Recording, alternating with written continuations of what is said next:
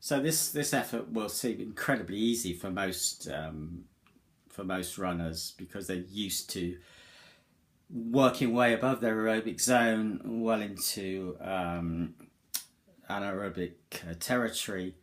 And yet, if you think about it, most of the races we do rely much more heavily on the aerobic system than they do the anaerobic system. So it's the aerobic system we really need to be developing. So looking at the various distances, a marathon is only about 1% anaerobic, it's 99% aerobic. So what's the point in doing lots of speed training for that? You need to be focusing on building a really strong aerobic engine. Even a half marathon is more like 2% anaerobic, mostly aerobic.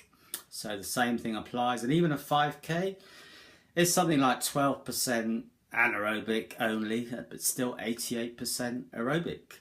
So once again, why would you spend hours and hours doing lots of speed training without certainly establishing a really solid aerobic base, because that's where you're going to get most of your benefits. So training in these zones, it may seem quite tedious and you might find yourself walking quite a lot to start with until you get used to it.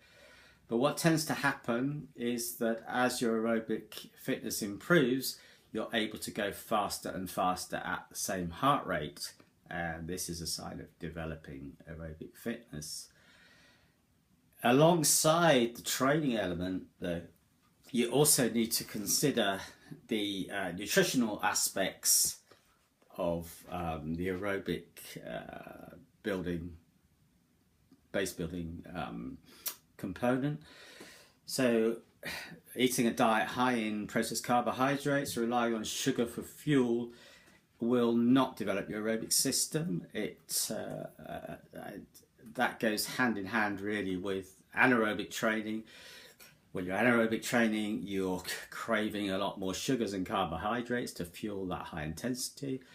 But at the lower levels of intensity, you're tending to be burning more fat than sugar. And the more you can adapt your body to using fat for fuel, the better you will be able to build your aerobic engine. And as I said, this is the key to distance running success, really, because without a strong aerobic engine, you cannot perform to your maximum for very long. So it's very important to not overdo the carbohydrates in your diet, especially processed carbohydrates, but to concentrate on burning natural fats for fuel. So feeding the system with natural fats and moderate levels of protein, not excessive protein, but good levels of healthy fats, and get your body used to burning fat for fuel, which can take a little while, and you may find some adverse reactions until you get used to that. But you will find that once you do it, that you go down far less frequently with injuries. You perform better at a lower heart rate. Everything about your health will be better. Your immune system will improve. You won't be going down with colds every 5 minutes. You'll be able to keep going a lot longer with less effort, and you won't have to keep popping gels every 20 minutes because you're craving sugars for energy. Okay, so there's lots of benefits there for developing your aerobic system and burning fat for fuel. The two things go together. And the heart rate monitor is very good for monitoring both the effort level of your training, but also monitoring any lifestyle issues like nutrition or lack of sleep or inadequate recovery, because your heart rate will certainly usually reveal this pretty clearly, and you won't be able to develop your aerobic system, so you won't be able to go faster at the same heart rate unless you put together all the lifestyle pieces involved in that. So lots of good reasons to use a heart rate monitor, and if anybody would like more information about that, just get in touch with me, David Perry, at roadtofreedom.net. or put a comment below on the YouTube channel.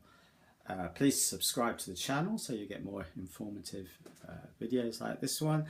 Incidentally, the book to refer to if you're interested in finding out more about this, the Bible really of heart rate monitoring and the Maffetone method, is this one here. I don't know if you can see it. It's called The Big Book of Endurance Training and Racing. And as you see, it's by Dr. Philip Maffetone. That's a great book, and it covers all the different aspects of building an aerobic base, using a heart rate monitor, and all the lifestyle pieces that go together with it, including the nutrition side, the anatomy side, the anatomy of the foot, etc., etc. Everything you need to know is pretty much in this book. And this stuff works, by the way. I can tell you from my own experience, and those clients that have been able to stick with it, who haven't lost patience early on, they find fantastic results from lowering their training efforts, paradoxically enough, and by attending to all the other pieces around their lifestyle and training. Okay, so that's goodbye from me today, and I'll be back with some more videos soon. Goodbye.